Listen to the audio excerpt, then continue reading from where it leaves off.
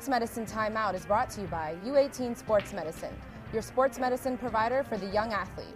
The South Florida High School football show now continues with the U18 Sports Medicine Timeout. Coming to you from the Joe DiMaggio Children's Hospital here at the beautiful Family Resource Center with Dr. Randolph Cohen. And Doctor, one of the first topics we're going to talk about, and a common injury in young athletes, is a stress fracture. Yes, stress fractures are very common. We see them in the running and jumping sports that involve impact. And they can be classically diagnosed because of unrelenting pain that doesn't seem to go away in the extremity.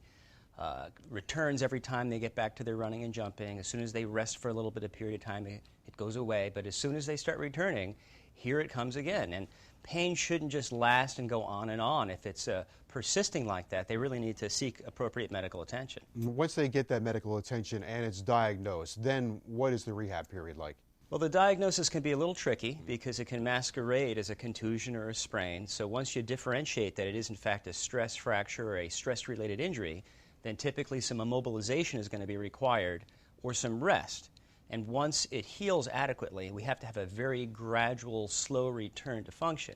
Because if you're too aggressive in the return to sport, it'll recur. Now, I was say full recovery, very important, because a small stress fracture can turn into a major fracture. It certainly can. And a stress reaction without even a fracture can then turn into a fracture if it's not adequately treated with rest or appropriate immobilization. All right, very good information. Thank you very much, Doctor. Sure. The Teacher of the Year Award is brought to you by the South Florida Chevy dealers. Chevy runs deep.